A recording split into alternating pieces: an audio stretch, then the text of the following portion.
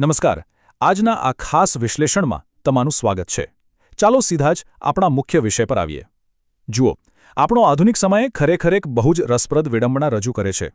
એક તરફ આપણે આપણા જીવનને સ્માર્ટફોન પર માત્ર એક ક્લિકથી એકદમ સરળ બનાવી દીધું છે, ખરું ને? પણ બીજી તરફ આપણે આપણા કુદરતી મૂળથી પહેલાં કરતાં ક્યાંય વધુ દૂર થઈ ગયા છીએ. આપણે ડિજિટલ ક્રાંતિની ઝડપ સાથે તો કદમ મિલાવી લીધા, પણ પ્રકૃતિ સાથેનો આપણો સંબંધ ક્યાંક બહુ પાછળ છૂટી ગયો છે. આજના વિશ્લેષણમાં આપણે એ જ સમજવાનો પ્રયાસ કરીશું કે આધુનિક યુગમાં પ્રકૃતિ સાથેના આપણા તૂટતા સંબંધો પાછળ કયા કારણો જવાબદાર છે અને તેનો ઉકેલ શું હોઈ શકે. તો આજના આપણા સેશનની રૂપરેખા કંઈક આવી રહેશે. આપણે શરૂઆત કરીશું ડિજિટલ યુગની દુવિધાથી. પછી સમજીશું નેચર ડેફિસિટ ડિસઓર્ડર શું છે. ત્યારબાદ મગજના રસાયણ ડોપામાઇન વિશે, શહેરીકરણની અસરો વિશે અને આપણી સર્જનાત્મકતા પર પડતી તેની અસરો વિશે વાત કરીશું. અને છેલ્લે ટેકનોલોજી અને પ્રકૃતિ વચ્ચે બેલેન્સ કેવી રીતે બનાવવું તે પણ જોઈશું. ચાલો, સૌથી પહેલાં વાત કરીએ આપણા આજના ડિજિટલ યુગની દ્વિધા વિશે. આપણે અત્યારે એક એવી ફાસ્ટ દુનિયામાં જીવી રહ્યા છીએ જ્યાં સતત કનેક્ટેડ રહેવું જ જાણે સર્વસ્વ બની ગયું છે.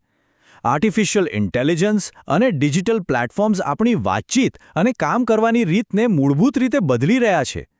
સફળતાની આ આધુનિક દોડમાં ડિજિટલ દુનિયાએ આપણા મગજ પર સતત દબાણ વધારી દીધું છે. આપણું અંગત જીવન અને કામ વચ્ચેની લાઇન હવે સાવ ભૂસાઈ ગઈ છે. આપણે હંમેશા ઓનલાઈન રહીએ છીએ અને પરિણામે આપણા મગજને ખરેખર આરામ કરવાનો કોઈ જ સમય મળતો નથી. અને આ સતત કનેક્ટેડ રહેવાની આદતે આપણને પ્રકૃતિથી દૂર કર્યા છે, જેને નિષ્ણાંતો એક ચોક્કસ નામ આપે છે: નેચર ડેફિસિટ ડિસઓર્ડર. અમેરિકન લેખક રિચર્ડ લુએ તેમના બહુ જાણીતા પુસ્તક લાસ્ટ ચાઇલ્ડ ઇન ધ વુડ્સમાં આ શબ્દ પહેલીવાર વાપર્યો હતો. આ કોઈ સામાન્ય શબ્દ નથી, પણ આજના સમયની એક કડવી વાસ્તવિકતા છે. આજકાલ બાળકો હોય કે મોટાઓ, બધા જ વાસ્તવિક જંગલો અને મેદાનોને બદલે વર્ચ્યુઅલ દુનિયાની સ્ક્રીનમાં અટવાઈ ગયા છે. હવે અહીં એક વાત ખાસ સમજવા જેવી છે. નેચર ડેફિસિટ ડિસઓર્ડર એટલે કે એનડીડી એ કોઈ મેડિકલ બીમારી નથી. તો પછી આ શું છે? આ ખરેખર તો પ્રકૃતિથી અલગ થવાને કારણે ઉદ્ભવતી વર્તણૂક, આરોગ્ય અને ભાવનાત્મક સમસ્યાઓનું વર્ણન છે. કુદરત સાથે કનેક્શન ન હોવાને કારણે આજે લોકોમાં એન્ઝાઇટી એટલે કે ચિંતા, સ્થૂળતા અને કામ પર ધ્યાન કેન્દ્રિત ન કરી શકવા જેવી ગંભીર સમસ્યાઓ બહુ જ ઝડપથી વધી રહી છે. રસપ્રદ વાત તો એ છે કે આ બાબત માત્ર આધુનિક વિજ્ઞાન જ નથી કહેતું. પ્રાચીન આયુર્વેદ પણ આ જ માને છે. આયુર્વેદનો લોક પુરુષ સામ્ય સિદ્ધાંત કહે છે કે આપણું આ માનવ શરીર એ બીજું કંઈ નહીં પણ આ વિશાળ બ્રહ્માંડનું જ એક નાનકડું સ્વરૂપ છે. એટલે કે આપણું સ્વાસ્થ્ય સીધું આપણી આસપાસના કુદરતી પર્યાવરણ સાથે જોડાયેલું છે. આપણે પ્રકૃતિની જેટલા નજીક રહીશું, આપણું શારીરિક અને માનસિક સ્વાસ્થ્ય એટલું જ સારું રહેશે. આ જ વાતને ન્યુરોલોજીની ભાષામાં સમજીએ. ચાલો જોઈએ સ્ક્રીન અને પ્રકૃતિની આપણા મગજના ડોપામાઇન પર શું અસર થાય છે.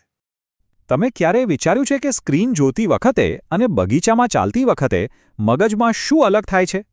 આ તફાવત ખરેખર આંખો ઉઘાડનારો છે. વર્ચ્યુઅલ દુનિયામાં એટલે કે ફોન વાપરતી વખતે આપણા મગજમાં ડોપામાઇન, જેને આપણે ખુશીનો હોર્મોન કહીએ છીએ, તેનું સ્તર અચાનક અને બહુ જ ઝડપથી વધે છે. આનાથી મગજ અતિ ઉત્તેજિત થઈ જાય છે અને છેવટે આપણી યાદશક્તિ નબળી પડે છે. એ તમને ત્વરિત સંતોષ આપે છે, પણ અંદરથી થકવી નાખે છે. તેની બરાબર સામે જ્યારે તમે પ્રકૃતિ વચ્ચે હો છો, ત્યારે આ પ્રક્રિયા બહુ ધીમી અને શાંત હોય છે. કુદરતમાં રહેવાથી તમને ધીમો, રિલેક્સિંગ અને લાંબા સમય સુધી ટકી રહેતો ડોપામાઇન મળે છે, જે ખરેખર તમારી એનર્જી વધારે છે.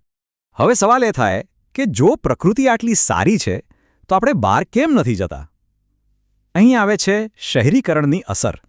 સાચું કહું તો આના માટે માત્ર આપણી અંગત પસંદગી જવાબદાર નથી. આ એક બહુ મોટી સામાજિક સમસ્યા છે. આપણી આસપાસના લીલાછમ વિસ્તારો સતત ઘટી રહ્યા છે. રસ્તાઓ પર ટ્રાફિક અને ભીડ છે. ક્યાંક સુરક્ષાનો અભાવ છે, તો ક્યાંક હવાની ગુણવત્તા બગડી છે. ખાસ કરીને શિયાળામાં વધતું પ્રદૂષણ. આ બધા પરિબળોને લીધે લોકો અને ખાસ કરીને બાળકો ઘરમાં જ પુરાઈ રહેવા માટે મજબૂર બન્યા છે. આ પરિસ્થિતિ સુધારવા માટે વર્લ્ડ હેલ્થ ઓર્ગેનાઇઝેશન એટલે કે WHOએ એક બહુ જ રસપ્રદ નિયમ આપ્યો છે: 3, 30 અને 300નો નિયમ. આનો અર્થ શું છે? એક આદર્શ શહેરમાં રહેતા વ્યક્તિને પોતાના ઘરની બારીમાંથી ઓછામાં ઓછા 3 વૃક્ષો દેખાવા જોઈએ. તેના આખા વિસ્તારમાં 30% વૃક્ષોનું આવરણ હોવું જોઈએ અને તેના ઘરથી 300 મીટરની અંદર એક બગીચો હોવો જોઈએ. જરા વિચારો, આપણે આ આદર્શ પરિસ્થિતિથી અત્યારે કેટલા દૂર છીએ? અને જ્યારે આપણે પ્રકૃતિથી આટલા દૂર જઈએ છીએ ત્યારે તેની સીધી અસર આપણી સર્જનાત્મકતા અને સહાનુભૂતિ પર પડે છે. આ આખી પ્રક્રિયા કેવી રીતે કામ કરે છે એ જુઓ. સૌથી પહેલાં સ્ક્રીન ટાઈમ આપણી રૂબરૂ મુલાકાતોનું સ્થાન લઈ લે છે. પછી ડિજિટલ દુનિયાની એક્સપ્રેસ સ્પીડની આદત પડી જવાને લીધે બાળકોને વાસ્તવિક દુનિયાની ગતિ બહુ જ ધીમી અને કંટાળાજનક લાગવા માંડે છે.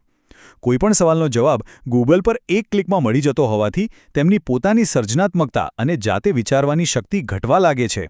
અને સૌથી ચિંતાની વાત તો એ છે કે માણસો સાથેનો સંપર્ક ઘટવાથી સહાનુભૂતિ ઓછી થાય છે અને ધીરજ ખૂટી જવાને કારણે ADHD જેવા લક્ષણો ઝડપથી વધે છે. તો શું આ બધું જોઈને આપણે ટેકનોલોજીનો બહિષ્કાર કરવો જોઈએ? બિલકુલ નહીં. અહીં જરૂર છે ટેકનોલોજી અને પ્રકૃતિ વચ્ચે સંતુલન બનાવવાની. જુઓ, ટેકનોલોજી ખરેખર એક બેધારી તલવાર જેવી છે.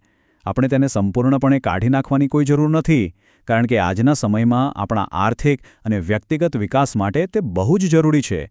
પરંતુ આપણે તેનો સમજદારીપૂર્વક ઉપયોગ કરવાનો છે. ખાસ કરીને નાના બાળકોના કિસ્સામાં સ્ક્રીન જોવાનો સમય ચોક્કસ મર્યાદિત હોવો જોઈએ, જેથી તેની નકારાત્મક અસરોથી બચી શકાય. હકીકતમાં જો ટેકનોલોજીનો સાચો ઉપયોગ થાય તો તે આપણને પ્રકૃતિની વધુ નજીક લાવી શકે છે. ઉદાહરણ તરીકે, આઈ નેચરલિસ્ટ જેવી એપનું મદદથી તમે નવા પક્ષીઓ અને વનસ્પતિઓ વિશે જાણી શકો છો. આપણે આપણા કાર્બન ફૂટપ્રિન્ટ ટ્રેક કરી શકીએ છીએ. એટલું જ નહીં, રિમોટ સેન્સિંગ અને AIનો ઉપયોગ પર્યાવરણને બચાવવાની નીતિઓ બનાવવામાં થઈ રહ્યો છે. અને જે દર્દીઓ બીમારીના કારણે પથારીવશ છે તેઓ પણ વર્ચ્યુઅલ રિયાલિટી એટલે કે VR ની મદદથી કુદરતનો અનુભવ કરી શકે છે. છે ને અદ્ભુત?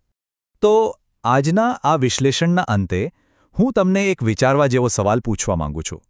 શું આપણે આધુનિક સમાજ તરીકે સ્ક્રીન અને જમીન વચ્ચેનું આ અંતર ઘટાડવા માટે દરરોજ માત્ર 30 મિનિટ ઘરની બહાર વિતાવવાનો સંકલ્પ ન કરી શકીએ? આ સવાલ માત્ર પૂછવા પૂરતો નથી, પણ આપણે સૌએ આપણી રૂટીન લાઈફ વિશે ગંભીરતાથી વિચારવાનો સમય આવી ગયો છે. આપણી આવનારી પેઢીઓને શારીરિક અને માનસિક રીતે સ્વસ્થ રાખવા માટે આપણે પ્રકૃતિ તરફ પાછા ફરવું જ પડશે. કુદરત બહાર આપણી રાહ જોઈ રહી છે. આપણે બસ થોડીવાર માટે ફોન બાજુ પર મૂકવાનો છે. આજના આ સેશનમાં મારી સાથે જોડાવા બદલ તમારો ખૂબ ખૂબ આભાર.